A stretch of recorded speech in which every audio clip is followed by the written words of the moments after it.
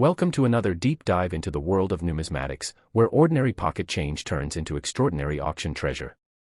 If you have ever looked through an old jar of coins, searched through pocket change from a local grocery store, or inherited a collection of mid to late 20th century American coinage, this breakdown is tailored specifically for you. Today, we are pulling back the curtain on 4 historic dates in the United States Washington Quarter Dollar Series: 1965, 1968D, 1969, and 1970D. Many collectors look online and see eye-popping auction records stretching into the thousands of dollars for pristine, uncirculated, near-flawless mint state coins. But what about the real-world coins that have actually been used in everyday commerce? What about coins in circulated fine condition? This is the exact condition where the coin shows moderate, even wear across the design, where the fine details are beginning to smooth out, but the main features, letters, and dates remain perfectly crisp, visible, and sharp. Finding multi-thousand-dollar coins in pocket change is a rare feat, but if you know what specific mint marks, structural varieties, die anomalies, and major transitional errors to look for, even a heavily circulated fine condition quarter from this era can command massive premiums over face value in today's auction market. We are going to break down every single one of these 4 dates, investigate their historical context, map out their exact visual characteristics, and explore how a standard 25-cent piece can scale into a high-value collectible in the current coin market. Let us start at the true turning point of modern United States coinage, the year 1965. To understand why a 1965 Washington quarter is so incredibly fascinating to coin collectors, we have to look closely at what was happening behind the scenes at the United States Mint and within the global metals market during the mid-1960s. For over 3 decades, from the introduction of the Washington quarter design in 1932 all the way through 1964, every single quarter struck for circulation was composed of 90% silver and 10% copper. These coins had an intrinsic bullion value that rose and fell with the spot price of precious metals. By 1964, the price of silver was surging globally, driven by industrial demand and widespread silver hoarding. People realized that the raw silver inside a dime, quarter, or half-dollar was rapidly becoming worth more than the face value stamped on the coin itself.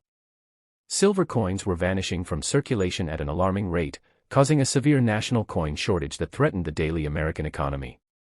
To stop the crisis, President Lyndon B. Johnson signed the Coinage Act of 1965 into law. This monumental piece of legislation completely transformed American money, eliminating silver from the dime and the quarter dollar entirely. Starting in 1965, the United States Mint transitioned to a brand new composition, a copper-nickel-clad format.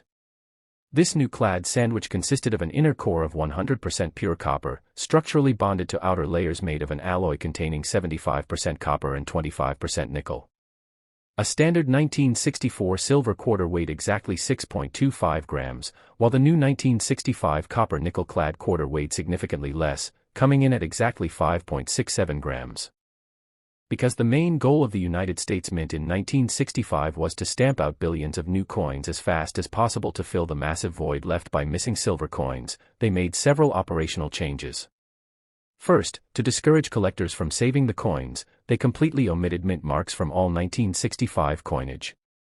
Whether a quarter was struck at the main Philadelphia Mint, the Denver Mint, or the San Francisco Mint, it carried no mint mark whatsoever. This massive production run resulted in over 1.8 billion quarters struck with the 1965 date. Because of this staggering mintage, if you pull a normal, standard 1965 clad quarter out of circulation today in fine condition, it is incredibly common and generally holds only its basic face value of 25 cents. However, because the Philadelphia and Denver Mint facilities were actively handling both old 90% silver planchets left over from 1964 and the brand new copper-nickel-clad planchets in 1965, human errors and machinery mix-ups were mathematically bound to happen. This brings us to the holy grail of 1965 quarters, the 1965 transitional silver error. A transitional error occurs when a coin is accidentally struck on a planchet from a completely different year or composition type. In late 1965, a small handful of leftover 90% silver blanks were accidentally fed into the high-speed coining presses that were adjusted to strike the 1965 dated dies. The heavy steel dies came down with immense pressure, stamping the 1965 date onto a solid silver coin. Because these coins entered general circulation before anyone noticed the mistake, they spent months, or even years, being spent at face value, wearing down just like standard clad quarters. If you find a 1965 quarter that has managed to maintain a circulated fine condition but is a genuine transitional silver error, you are looking at a life-changing sum of money in today's auction market.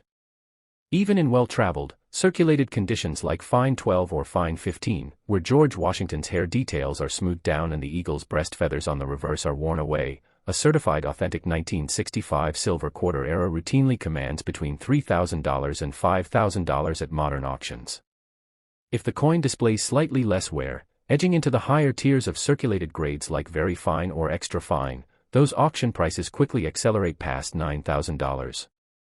How do you look for this extreme rarity if you have a 1965 quarter in fine condition?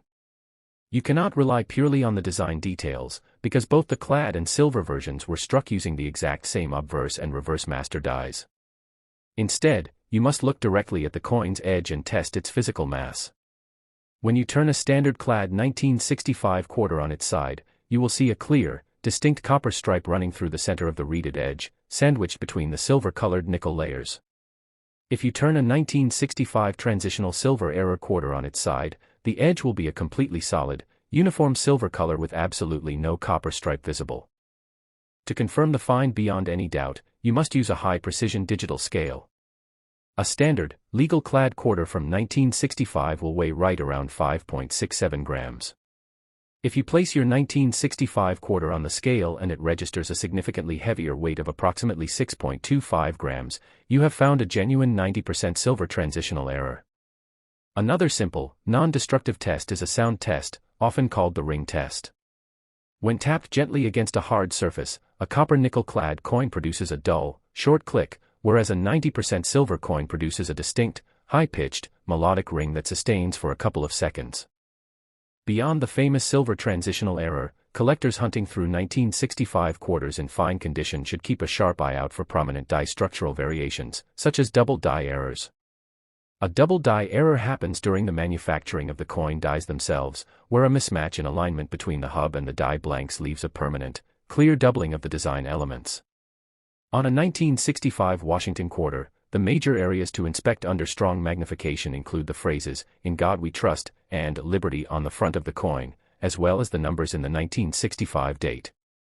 Even when a coin is in circulated fine condition, meaning it has seen real-world market use and shows moderate surface wear, a strong double die obverse variety is still highly visible. The doubling shows up as clear separation lines or thickness in the lettering of "Liberty" and the date. In today's auction market, a clear, authenticated 1965 double die error in a circulated fine condition can pull anywhere from $50 to over $150 from collectors who specialize in error varieties, depending on the severity of the doubling and the overall eye appeal of the remaining surfaces. Now let us step forward in time to the year 1968, and travel to the Denver Mint facility to look at the 1968 D Washington quarter dollar. By 1968, the United States Mint had successfully restored stability to the nation's coin supply, and they finally brought back the use of individual mint marks on circulating coins. However, instead of placing the mint mark on the reverse side below the eagle's wreath as they did prior to 1965, the mint permanently moved the mint mark to the obverse side. On a 1968 D quarter, the small letter D representing the Denver Mint is located on the lower right side of the front of the coin, nestled right next to the lower curl of George Washington's hair ribbon, just above the right side of the date. The 1968 D Washington quarter is historically notable because it holds the lowest total mintage figure for any business strike, circulation issue Washington quarter produced during the entire early clad era from 1965 through the mid-1970s. The Denver Mint struck exactly 101,534,000 quarters in 1968. While 100 million coins sounds like an enormous number, it is tiny when compared to the 1.8 billion struck in 1965, or the massive mintage numbers seen in later decades. Because of this lower production run, the 1968 D is a key date within the modern clad series. If you find a standard, normal 1968 D quarter in circulated fine condition today, its auction value remains modest, typically trading right around its 25-cent face value or carrying a tiny premium of 50 to 80 cents among basic collectors due to its lower mintage status. However, the real auction action for a circulated fine 1968 D quarter comes from specialized minting errors that are highly prized by collectors. The absolute most important variety to look for on a 1968D quarter is the famous 1968D double die reverse error, catalogued by experts as the FS801 variety. This variety features dramatic, unmistakable doubling on the reverse side of the coin. When you examine a 1968D quarter under a magnifying glass or a digital coin microscope, you want to focus heavily on the letters in the words, United States of America, and the phrase, E pluribus unum, at the top of the design. On a genuine FS801 variety, the doubling is so strong that you can see clear, distinct separation loops and extra thickness along the left and lower edges of the letters. Because this reverse double die is widely recognized in major price guides and coin registries, demand for it remains high across all grade levels. If you discover a 1968D quarter in pocket change that shows clear signs of circulation where matching a fine condition grade, but it features this verified double die reverse variety, its auction market value skyrockets. In today's competitive auction environment, a circulated fine example of the 1968D FS801 double die reverse can fetch between $150 and $350.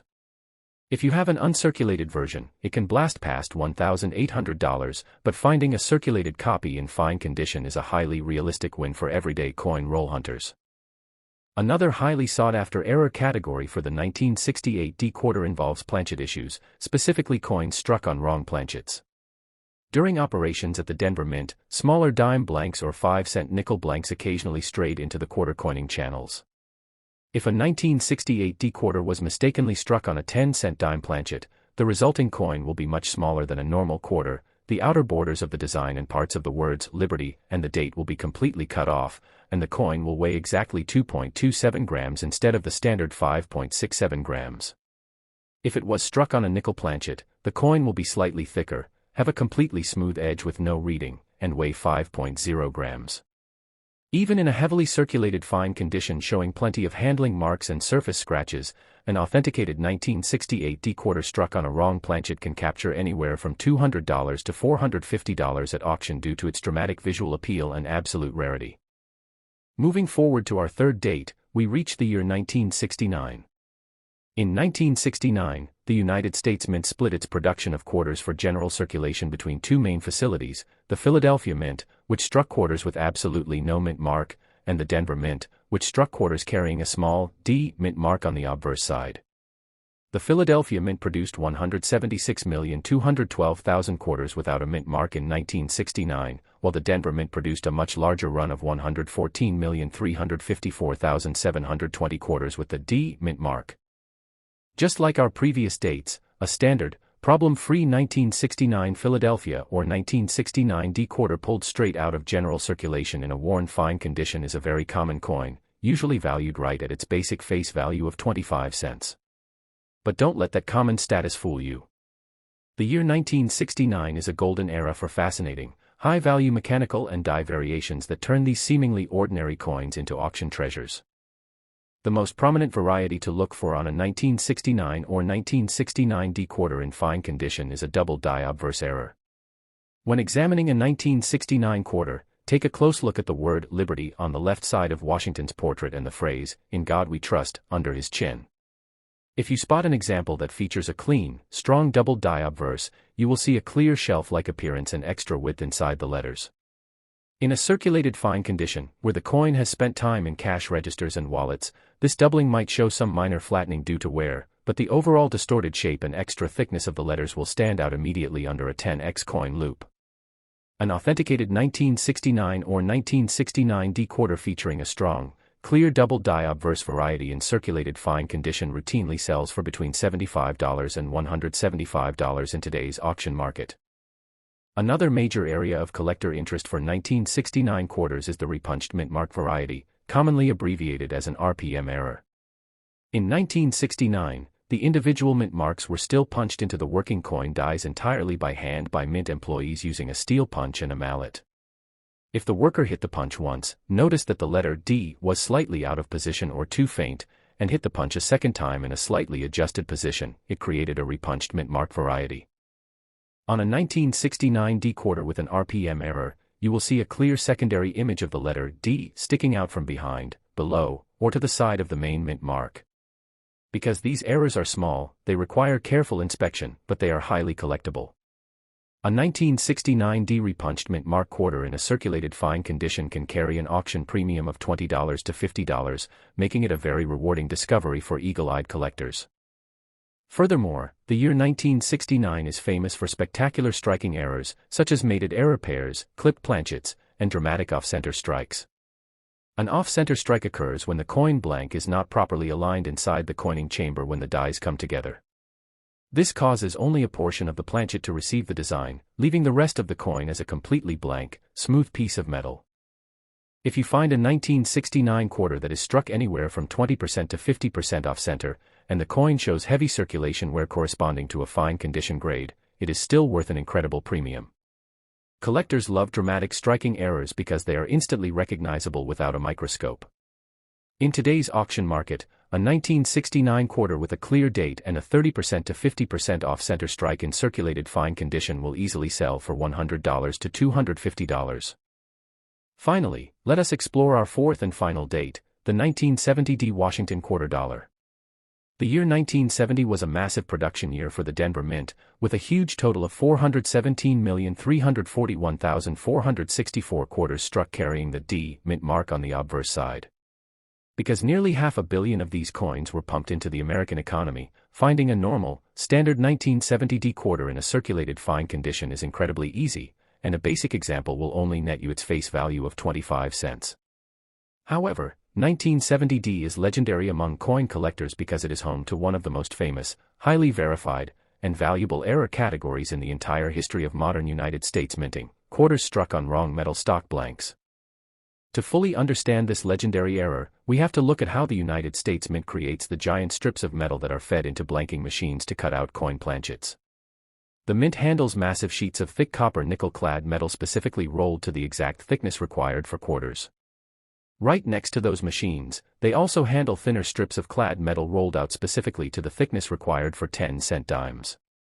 In 1970, an entire sheet of this thinner dime thickness metal stock was accidentally fed into a blanking press that was fitted with a punch designed to cut out the wider, circular blanks for quarters. The machine punched out circular quarter-sized blanks, but because the metal sheet was meant for dimes, the blanks were much thinner and lighter than a normal quarter. These thin blanks were then fed into a coining press containing the 1970D Washington quarter dies. When the heavy dies came down, they struck the full quarter design onto the thin dime stock blank. The resulting coin is known to collectors as a 1970D quarter struck on dime stock. Because these coins look like regular quarters at a quick glance, many of them slid directly into circulation, being spent at grocery stores, laundromats, and vending machines for years before being noticed by collectors. This means that finding a 1970D dime stock error in a worn, circulated fine condition is highly possible. If you have a 1970D quarter in fine condition and it turns out to be an authentic dime stock error, you are holding a major prize. In today's auction market, a 1970D quarter struck on dime stock certified in a circulated fine condition routinely commands between $150 and $300. If the coin has slightly less wear and reaches a high-end circulated grade like very fine or extra fine, the value jumps past $400. How do you identify a 1970D quarter struck on dime stock when looking through circulated coins? You can easily spot them using three main physical clues: thickness, design clarity, and weight. First, when you stack a normal 1970D quarter next to a suspected dime stock error, the error coin will look visibly and significantly thinner. Second, because the metal blank was too thin, the coining dies could not apply full, even pressure across the surfaces during the strike. As a result, the design details near the outer edges, including the rims and the lettering of Liberty and United States of America, will look weak, slightly faint, or softly defined, even though the center of Washington's portrait remains clear. Finally, the definitive proof comes down to a digital scale.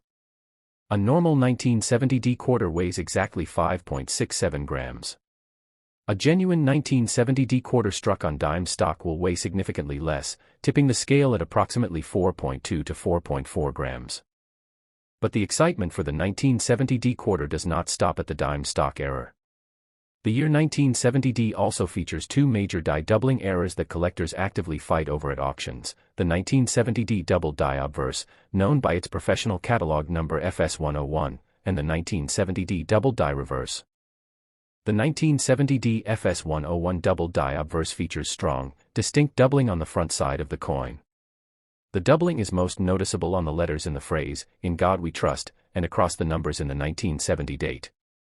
Under moderate magnification, you can clearly see a strong secondary image shifted away from the main design, giving the letters a wide, blocky, doubled appearance.